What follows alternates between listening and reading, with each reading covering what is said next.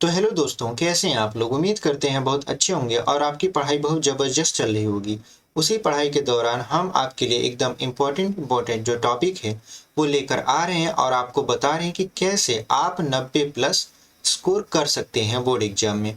तो इसके पिछले वाली जो वीडियो थी उसमें हमने आपको बताया था नाउन नाउन क्या है, नाउन के प्रकार क्या हैं, और उन प्रकारों में पहला जो नाउन का प्रकार था प्रॉपर नाउन, जिसका मतलब होता है व्यक्तिवाचक संज्ञा, उसको हमने आपको बता दिया था। आज का जो टॉपिक रहने वाला है हमारा, वो रहने वाला है common noun, collective noun, material noun and abstract noun. मतलब ये जो नाउन की सीरीज है, इसको आज इस वीडियो में हम लोग क्या करेंगे, समाप्त कर देंगे। तो वीडियो बहुत ही अच्छी होने वाली है। आप तुरंत अपना, अगर आपके पास पेन पेपर है तो लेकर बैठ जाइए और सभी टॉपिक को नोट करते चलिए। और ये जो सेशन है इसके समाप्त होने के पश्चात इसका जो पीडीएफ है हम अपने टेलीग्राम चैनल पर डाल देंगे, जिसका आपको लिंक हम डिस्क्रिप्शन में दे देंगे। वहां से आप जाकर इसे डाउनलोड भी कर सकते हैं और अपने पास रख भी सकते हैं। ठीक है, तो उसी के श्रृंखला में हम लोग बढ़ते हैं कॉमन नाउन की तरफ, जो कि बहुत ही इजी टॉपिक है और बहुत ही आसानी से समझ में भी आने वाला है। बस आप एकदम ध्यान से धैर्य के साथ इस वीडियो में बने रहिएगा लास्ट तक। देखिए, जो कॉमन नाउन है उसका मतलब होता है जातिवाचक संज्ञा। कॉमन नाउन का मतलब क्या होता है, जातिवाचक संज्ञा। अब इसकी परिभाषा देख लेते हैं। कॉमन नाउन एक्चुअल में होता क्या है। देखिए, कॉमन नाउन जो है वो ये कहता है कि हम किसी विशेष व्यक्ति, वस्तु या स्थान का बोध नहीं करा पाएंगे। हमारा जो काम है वो किसी विशेष के लिए नहीं है। हमारा काम ये है कि उस जाति की प्रत्येक वस्तु का बोध कराएं, ना कि किसी विशेष व्यक्ति, वस्तु या स्थान का। यानी कॉमन नाउन वह नाउन है जो किसी विशेष व्यक्ति, वस्तु या स्थान का बोध नहीं कराता, बल्कि उसी जाति की प्रत्येक वस्तु का बोध कराता है। अगर इंग्लिश में परिभाषा सुने तो इंग्लिश में परिभाषा कहता है a common noun denotes no one person, things और प्लेस। यानी किसी एक व्यक्ति, वस्तु या स्थान को ये डिनोट करवा ही नहीं करता in particular, but is common to any and everything और पर्सन ऑफ सेम काइंड। यानी प्रत्येक वस्तु का ये क्या कराता है, बोध कराता है। जैसे देखिए, यहाँ पे है बॉय, बॉय का मतलब होता है लड़का, तो लड़के की पूरी जाति का ये क्या करा दिया, बोध करा दिया। ठीक है, यानी जितने भी लड़के हैं ये सब बॉय के अंतर्गत आ जाएंगे। गर्ल्स, जितनी भी लड़कियां हैं वो सभी क्या आएंगी, गर्ल्स के अंतर्गत आ जाएंगी। कंट्री, जितने भी देश हैं वो सभी क्या होंगे, कंट्री के अंतर्गत आ जाएंगे। रिवर, जितनी भी नदियां हैं, जैसे अगर हम कहें गंगा, तो गंगा कौन सी नदी है, तो गंगा जो है ये प्रॉपर नाउन है। लेकिन अगर हम बोल दें रिवर, तो ये क्या है, आपका कॉमन नाउन है। ऐसे मंथ, मंथ में अगर हम बोले जनवरी, तो जनवरी जो है आपका प्रॉपर नाउन है। बट यदि हम मंथ बोलते हैं, मंथ में तो 12 महीने आते हैं, तो ये सभी महीनों का क्या कराता है, बोध कराता है। इसलिए क्या है, आपका कॉमन नाउन है। तो उम्मीद करते हैं आपको ये एग्जाम्पल और परिभाषा समझ में आई होगी। अब देखिए, इन सब में जो सबसे महत्वपूर्ण बात है वो है इनका नोट। आप नोट को मिस मत करिएगा। नोट जो हम आपके लिए लेकर आए हैं ये बहुत इंपॉर्टेंट है और बहुत ही आसानी वे में इसको हम लोग क्या करेंगे, समझेंगे। जैसे देखिए, यहाँ पे नोट पहला जो है वो कह रहा है कि कॉमन नाउन का जो पहला लेटर होता है वो कभी बड़ा होबे नहीं करता। मतलब कॉमन नाउन का जो फर्स्ट लेटर होता है वो कभी कैपिटल लेटर होता ही नहीं है। ठीक है, उसके बाद कह रहा है कॉमन नाउन का जो प्लूरल है वो भी बनाया जा सकता है। कहने का मतलब ये है कि कॉमन नाउन का जो बहुवचन रूप है वो भी क्या होता है, बनाया जा सकता है। जैसे देखिए, यहाँ पे लिखा था बॉय, तो बॉय का क्या बना दिया हमने, बॉयज बना दिया। गर्ल था तो गर्ल्स हो गया, कंट्री था तो कंट्रीज हो गया, रिवर था रिवर्स हो गया, मंथ था मंथ्स हो गया। ये सभी क्या है, ये सभी प्लूरल फॉर्म है किसके, कॉमन नाउन के। लेकिन प्रॉपर नाउन में क्या कहा था, प्रॉपर नाउन में एकदम रिस्ट्रिक्शन के साथ बोला था कि देखिए भाई साहब, जो आपका प्रॉपर नाउन है वो हमेशा कैपिटल लेटर से शुरू होगा। ठीक है, और उसका प्लूरल नहीं बनाया जा सकता। यदि उसका प्लूरल बना तो वो कॉमन नाउन बन जाएगा। वो तो था प्रॉपर नाउन का। लेकिन कॉमन नाउन में क्या कहा, कॉमन नाउन में ये कह रहा है कि देखिए, इसका जो फर्स्ट लेटर होता है ये बड़ा नहीं होना चाहिए। उसमें था, इसमें नहीं है। उसमें बहुवचन नहीं बनता था, इसमें बहुवचन बन रहा है। अब इसका जो दूसरा नोट है वो आपका बहुत ही इंपॉर्टेंट है और बहुत ही आसानी में क्या करेंगे, इसको समझेंगे। क्या कह रहा है, जब proper noun, material noun and abstract noun, देखिए प्रॉपर नाउन, मटेरियल नाउन और अबस्ट्रैक्ट नाउन के पहले कोई आर्टिकल लग जाए। आर्टिकल किसे कहते हैं, ए एन और द को हम लोग क्या बोल देते हैं, आर्टिकल बोल देते हैं। यानी यदि मटेरियल नाउन, अब्स्ट्रैक्ट नाउन और प्रॉपर नाउन के पहले कोई आर्टिकल का प्रयोग हुआ हो या ये बहुवचन में आए हों, ये किस में आए हों, आपके बहुवचन में प्रयुक्त हुए हों, तो इनको कॉमन नाउन समझा जाता है। मतलब अगर आपका मटेरियल नाउन, अब्स्ट्रैक्ट नाउन और प्रॉपर नाउन इनके पहले आर्टिकल लग जाए या ये बहुवचन में आ जाए तो ये क्या समझे जाएंगे, ये समझे जाएंगे आपके कॉमन नाउन। उम्मीद करते हैं आपको यहाँ तक तो समझ में आया ही होगा। यहाँ तक समझ में आया है तो वीडियो को जरूर लाइक करिए और हमें मोटिवेट करिए ताकि हम आपके लिए ऐसे ही वीडियो लेकर आते रहें। एग्जाम्पल देखते हैं। एग्जाम्पल क्या है? एग्जाम्पल में Shakespeare is the greatest dramatist of England, यानी जो शेक्सपियर थे वो इंग्लैंड के महान नाटककार थे। यहाँ पे जो शेक्सपियर है ये किसी व्यक्ति का नाम है, तो ये क्या हो गया आपका, ये प्रॉपर नाउन में हो गया। लेकिन यहीं पे थोड़ा सा लोचा हो गया। अब लोचा का हुआ, लोचा ये हुआ कि ये जो शेक्सपियर साहब थे ये यहाँ पर भी टपक पड़े। यहाँ पे जो टपक पड़े तो क्या दिक्कत हो गया, लिखा है Kalidas is the Shakespeare of India, यहाँ पर भी शेक्सपियर, यहाँ पर भी। आप कंफ्यूज कौन सा कॉमन होगा कौन सा प्रॉपर होगा, तो कंफ्यूजन को दूर कर देते हैं। आप नाम के पहले देखिए, यहाँ पे नाम के पहले आपको कुछ दिख रहा है, आप कहोगे जी सर ये तो द है, तो हमने कहा द आर्टिकल में आता है। आपने कहा जी, हमने कहा जी हाँ, द जो है वो आर्टिकल में आता है, ए एन और द। और यहाँ पे साफ साफ लिखा है कि मटेरियल, अब्स्ट्रैक्ट और प्रॉपर के पहले यदि आर्टिकल का प्रयोग हुआ हो तो वो कॉमन माने जाते हैं। तो देखिए शेक्सपियर के पहले आर्टिकल है, तो अब ये शेक्सपियर प्रॉपर ना होकर क्या बन गया, कॉमन हो गया। पहचानने का एकदम सटीक तरीका आपको बता रहे हैं, आप एरर से एकदम बच सकते हो। तो ये जो शेक्सपियर है अब ये क्या बन गए हैं, कॉमन नाउन बन गया है। तो उम्मीद करते हैं आपको यहाँ तक समझ में आया होगा। अब दूसरा एग्जाम्पल दे देखते हैं। बहुत ही प्यारा एग्जाम्पल है और बहुत ही आसानी वे में समझ में आने वाला है। देखिए कैसे लिखा है, Switzerland is full of natural beauty. मतलब स्विट्जरलैंड जो है भाई साहब वो पूरा का पूरा प्राकृतिक जो ब्यूटी है उससे भरा हुआ है, प्राकृतिक सुंदरता से एकदम भरा पड़ा है। तो यहाँ पे जो सुंदरता है, नेचुरल ब्यूटी, देखिए ब्यूटी जो है वो आपका अब्स्ट्रैक्ट नाउन है, ठीक है। लेकिन इसी के नीचे क्या हो गया, लफड़ा। कह रहा है कि Switzerland is full the beauties of nature. यहाँ पे देखिए ब्यूटी का क्या बना दिया, हाँ ब्यूटी का क्यूटी बना दिया, मतलब ब्यूटीज बना दिया।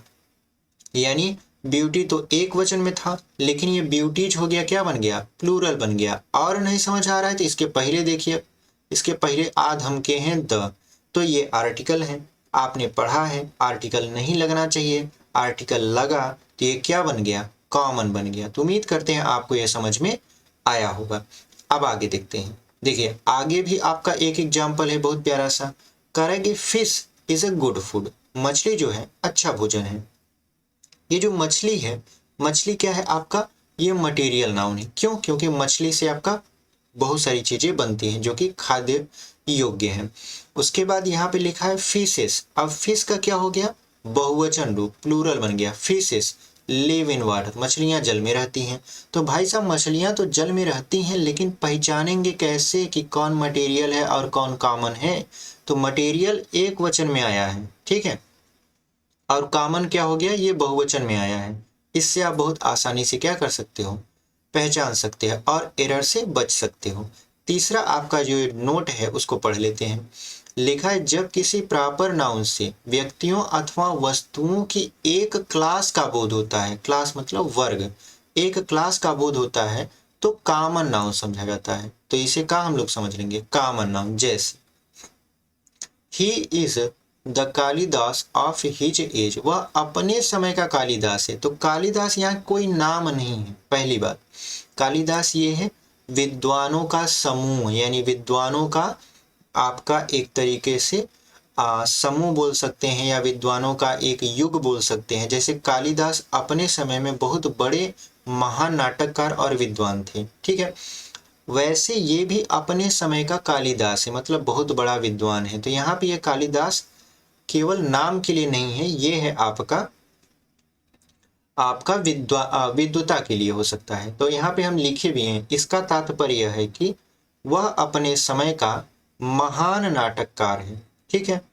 चौथा देख लेते हैं। चौथा हमारा क्या है, कहा है कि जो शब्द किसी खिताब या पदवी को प्रदर्शित करता है, यानी ऐसे शब्द जो किसी खिताब या पदवी को प्रदर्शित करते हैं वे क्या समझे जाते हैं, वे समझे जाते हैं कॉमन नाउन। कहने का मतलब ये है कि कोई ऐसा आपको पदवी मिले जो आपके नाम के आगे या पीछे लगता हो, ठीक है, तो वो आपका खिताब या पदवी कहलाता है। जैसे अशोक सम्राट, तो सम्राट के उनको क्या मिला था, अशोक को पदवी मिला था, मतलब खिताब मिला था, लोग उन्हें सम्राट कह के बुलाते थे। ऐसे यहाँ पे देखिए एग्जाम्पल हमने लिया है सुल्तान। सुल्तान जो गल्फ नेशन वाले होते हैं, यानी जो गल्फ नेशन की कंट्री है वहां पे सुल्तान ज्यादा होते हैं, ठीक है। उसके बाद यहाँ पे है जार। रूस में जार आपने पढ़ा होगा, आप पढ़ोगे भी, जैसे जार निकोलस द्वितीय, जार निकोलस तृतीय, ऐसे आपने पढ़ा होगा, जार्ज द्वितीय, जार्ज तृतीय, जार। तो ये सभी क्या है, ये सभी आपकी पदवियां हैं। उसके बाद है महाराज। जैसे भारत में जो राजा होते थे उनको महाराज बोला जाता था। आज भी आप लोग अपने आसपास जब देखोगे तो ये शब्द सुनते मतलब आपको सुनाई देता मिल जाएगा कि का महाराज, क्या हाल चाल है, कैसे हैं महाराज जी। ये सभी क्या है, ये सभी पदवियां हैं, ठीक है, मतलब खिताब है। तो उम्मीद करते हैं आपको समझ में आया होगा, यानी जो भी पदवी या खिताब होगा वो किस में आएगा, कॉमन नाउन में। आगे बढ़ लेते हैं। आगे देखिए, आपको एग्जाम्पल हमने लिख के समझाया है कि जो एग्जाम्पल है, जैसे हमने पहला एग्जाम्पल लिया है द सुल्तान ऑफ तुर्की, यानी तुर्की के सुल्तान। उसके बाद द जार ऑफ रसिया, रसिया के जार। और द महाराजा ऑफ इंडिया, यानी भारत के महाराज। अब जो चौथा है, पांचवा जो आपका नोट है उसको पढ़ लेते हैं। लिखा है जब कलेक्टिव नाउन एक से अधिक ग्रुप प्रकट करे तो वह कॉमन नाउन कहलाता है। देखिए कलेक्टिव नाउन का मेन काम क्या होता है, समूह को बताना। लेकिन एक समूह को बताया तो ठीक, लेकिन भैया यदि एक से ज्यादा समूह ये बताने लगा तो गड़बड़ हो गया, तब ये क्या बन जाएगा, कॉमन नाउन बन जाएगा। जैसे देखिए एग्जाम्पल बहुत प्यारा लिए हैं और वीडियो में अभी तक बने हुए हैं तो चैनल को जरूर सब्सक्राइब करिए। और इससे हमको क्या लगता है, अच्छा लगता है कि हाँ लोग सपोर्ट कर रहे हैं। लिखिए देखिए यहाँ पे there are 40 boys in my class, यानी जो मेरी कक्षा थी उसमें 40 लड़के हैं। लेकिन ध्यान समझिए ये क्लास है, ग्रुप ऑफ स्टूडेंट्स, तो ये कलेक्टिव नाउन है। लेकिन अब यहीं पर थोड़ा सा दिक्कत हो गया, लिखा there are 40 classes in my college, यानी मेरे कॉलेज में 40 क्लासेस हैं। तो एक क्लास था तो ठीक था, कलेक्टिव था, लेकिन अब ये एक से अधिक हो गया, एक से अधिक नहीं बहुत ही अधिक हो गया, 40 हो गए। ये क्या कहलाएगा आपका कॉमन नाउन। कौन, ये क्लासेस, ठीक है, ये पूरा सेंटेंस कॉमन नाउन नहीं है, ये क्लासेस जो है ये कॉमन नाउन है। अब लिखिए there are 11 members in my family, तो ये जो फैमिली है वो उसमें कितने मेंबर है, 11 मेंबर है, तो एक फैमिली बनी 11 मेंबर को मिलाकर, तो ये बन गया कलेक्टिव नाउन फैमिली। लेकिन यहाँ पे लिखा है देखिए there are 100 families in his village, यानी इन दिस विलेज, यानी इस गांव में 100 परिवार रहते हैं या 100 परिवार हैं। तो जब 100 परिवार हैं तो एक परिवार था तो भैया कलेक्टिव बोल दिए, बट यहाँ पे एक से ज्यादा परिवार हो गया तो ये क्या हो गया आपका, आपका फैमिली से फैमिलीज बन गया, तो ये हो गया आपका कॉमन नाउन। तो उम्मीद करते हैं यहाँ तक समझ में आया है। आगे बढ़ लेते हैं। आगे है आपका कलेक्टिव नाउन। कलेक्टिव नाउन क्या कहता है, कलेक्टिव का मतलब, कलेक्ट मतलब होता है इकट्ठा करना, तो कलेक्टिव नाउन का मतलब होता है समूहवाचक संज्ञा, यानी ऐसी संज्ञा जो किसी विशेष व्यक्ति, वस्तु या स्थान के समूह का बोध कराता है। अगर इंग्लिश की परिभाषा देखें तो लिखा है a collective noun denotes a group और collection of similar individuals regarded as one completed whole, यानी ये पूरे का क्या कराता है, समूह का बोध कराता है। जैसे क्लास, क्लास का मतलब होता है कक्षा जो कि स्टूडेंट से मिलकर बनती है, आर्मी सेना से मिलकर बनती है, टीम सदस्यों से मिलकर बनती है, फैमिली मेंबर से मिलकर बनती है, क्लब लोगों से मिलकर बनता है, ठीक है। क्राउड जो है आपका, क्राउड का मतलब क्या होता है, भीड़ होती है, ठीक है। कभी कभी क्या होता है मॉब लिंचिंग हो जाता है, जैसे बोलते हैं ना भीड़ किसी को घेर कर मार दी, तो वो जो भीड़ होती है वो क्राउड होता है। कमेटी, कमेटी में जैसे कहते हैं ना कमेटी ने फैसला लिया है कि हम इस राजनेता पार्टी को, यानी इस राजनीतिक पार्टी को छोड़ रहे हैं, अपना बहुमत नहीं दे रहे हैं, ठीक है, तो वो कमेटी डिसाइड करती है। तो कमेटी का मतलब होता है ग्रुप ऑफ मेंबर्स या ग्रुप ऑफ, आपका ग्रुप ऑफ मेंबर ही होगा कमेटी का, एटसेट्रा। यानी ये सभी जो शब्द हैं वो क्या कहलाते हैं, आपके कलेक्टिव नाउन कहलाते हैं। क्यों? क्योंकि ये कलेक्शन का बोध कराते हैं, मतलब समूह का बोध कराते हैं। अगर इसकी नोट की बात करें, इसका पहला ही नोट करा है कि कलेक्टिव नाउन से संपूर्णता का बोध होता है, मतलब ऐसा महसूस होता है कि ये पूरा का पूरा है, ऐसा अधूरा सा महसूस नहीं होता। किससे? कलेक्टिव नाउन से। ठीक है, अतः इनके साथ सिंगुलर वर्ब का प्रयोग किया जाता है। मतलब जब समूह का बोध कराते हैं तो क्या कराता है आपका, ये सिंगुलर वर्ब का प्रयोग कराता है। उसके बाद करा है प्रायः कलेक्टिव नाउन एक प्रकार से कॉमन नाउन है। यानी कलेक्टिव नाउन एक प्रकार से देखा जाए तो कॉमन नाउन ही है, क्योंकि ये क्या कराता है, ये समूह का बोध कराने लगता है और वो प्रत्येक वस्तु का बोध कराने लगता है। जैसे रिवर बोल दिए तो रिवर क्या है, ग्रुप ऑफ जितनी भी नदियां हैं उनका समूह है रिवर। यानी ऐसे बोले रिवर, रिवर का मतलब होता है गंगा, यमुना, ब्रह्मपुत्र, सरयू, ये सभी नदियां उसमें आ जाएंगी। तो उसी हिसाब से ये कह रहा है आपको कि जो कलेक्टिव नाउन है आपका वो एक तरीके से कॉमन नाउन है। ठीक है, जैसे बॉयज कह दिए, बॉयज में राम, श्याम, सुरेश, महेश ये सभी आ जाएंगे। तो ये उस हिसाब से क्या बन गया, कलेक्टिव को सामान्यतः क्या बोल दिए, ये कॉमन नाउन बोल दिए। उम्मीद करते हैं आपको यहाँ तक समझ में आया होगा। आगे देख लेते हैं। आगे है आपका, जब कलेक्टिव नाउन के पश्चात प्लूरल वर्ब का प्रयोग हो तथा झुंड के प्रत्येक व्यक्ति का बोध हो तो उसे नाउन ऑफ मल्टीट्यूड बोलते हैं। यानी झुंड है, एक समूह है, समूह में प्रत्येक सदस्य का बोध कराने लगे। जैसे आप जब केले लेकर खरीद कर आते हो मार्केट से तो उसको क्या करते हो, पहले काउंट करते हो। तो जब वो समूह में था तब तो वो कलेक्टिव था, लेकिन आपने क्या किया, काउंट करना शुरू कर दिया। तो काउंट करना शुरू कर दिया, तो जब काउंट करना शुरू कर दिए तो एक एक को गिनना शुरू हो गया, तो उसी को बोलते हैं आप नाउन ऑफ मल्टीट्यूड। मतलब एक एक का बोध कराएंगे, अब पूरे का बोध नहीं कराएंगे। अब जैसे एग्जाम्पल में देखें तो लिखा है the committee has agreed on this point. यानी इस पॉइंट पर जो कमेटी है वो क्या करती है, एग्री हो चुकी है। ये तो एग्री हो चुकी है, तो कमेटी के प्रत्येक सदस्यों द्वारा इसको आपका समर्थन मिला होगा तब जाके ये एग्री हुई है। तो ये क्या बन गया, कलेक्टिव नाउन, क्योंकि ये जो कमेटी है ये ग्रुप ऑफ मेंबर्स को दर्शा रही है। लेकिन ध्यान से देखिए दूसरा वाला जो एग्जाम्पल है, करा है the committee has decided on this point. अब देखिए यहाँ पे डिसाइडेड, जब डिसाइडेड होता है तो सबका अपना अपना एक अलग मत होता है, तो अलग अलग मत हो गए तो यहाँ पे प्रत्येक व्यक्ति का बोध होने लगा। तो अब ये जो होगा, ये पूरा जो कमेटी है ये होगा नाउन ऑफ मल्टीट्यूड। ठीक है, तो उम्मीद करते हैं आपको ये समझ में आया होगा। आपका दूसरा नोट पढ़ लेते हैं, तीसरा है एक्चुअल में, नहीं दूसरा ही तो है। लिखा है जब कलेक्टिव नाउन किसी विशेष झुंड या समूह का बोध कराता है, मतलब समूह का तो बोध कराए लेकिन एक विशेष समूह का बोध कराए तो वह प्रॉपर नाउन बनता है। मतलब वो कलेक्टिव नाउन नहीं रह जाता, अब वो क्या बन गया, प्रॉपर नाउन बन गया। कैसे, साइमन कमीशन। साइमन कमीशन क्या था, जो भारत आया था। आप कमेंट करके बताइए साइमन कमीशन भारत कब आया था। ठीक है, तो साइमन जो कमीशन था उसके साथ कोई एक व्यक्ति तो आया नहीं होगा, उसके साथ बहुत सारे उसके आपके स्टाफ आए होंगे, उसके पीछे बहुत सारे व्यक्ति आए होंगे, कम से कम 10-15 लोग आए होंगे। ठीक है, आप कमेंट करके बताइए कितने लोग आए थे, कब आए थे। तो ये जो साइमन कमीशन है ये क्या है, ये एक विशेष ग्रुप को बता रहा है, तो ये क्या है आपका प्रॉपर नाउन है। उसके बाद है देखो the Indian army. The Indian army मतलब दुनिया में तो बहुत सारी सेनाएं हैं लेकिन एक विशेष सेना है द इंडियन आर्मी, जिससे बहुत लोगों की एकदम बता रहे हैं सिट्टी पिट्टी गुम हो जाती है जब वो सेना आपका ऑपरेशन के लिए उतरती है। तो द इंडियन आर्मी जो है आपका ये भी एक विशेष समूह है, तो ये क्या कहलाएगा, proper noun. The royal navy, royal navy, navy में कौन, रॉयल नेवी, तो ये एक विशेष नेवी दस्ता है, तो ये इसे बोलेंगे हम लोग कौन सा नाउन, प्रॉपर नाउन। तो उम्मीद करते हैं आपको यहाँ तक समझ में आया होगा। आगे देख लेते हैं। आगे है आपका मटेरियल नाउन। मटेरियल नाउन क्या होता है, ऐसे नाउन जिनसे कोई ना कोई पदार्थ बनाया जाए वो क्या कहलाते हैं आपके मटेरियल नाउन।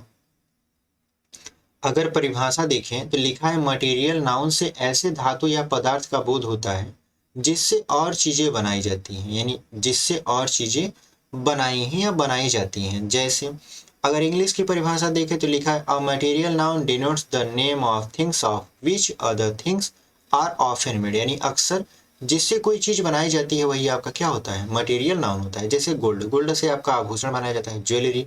सिल्वर, चांदी, इससे भी आभूषण। कॉपर से आप तार बनाते हो। हनी, शहद आप खाते हो। ब्रिक मतलब ईंट होता है जिससे आप घर बनाते हो। एयर मतलब हवा, टायर में भरते हो, बलून में भरते हो।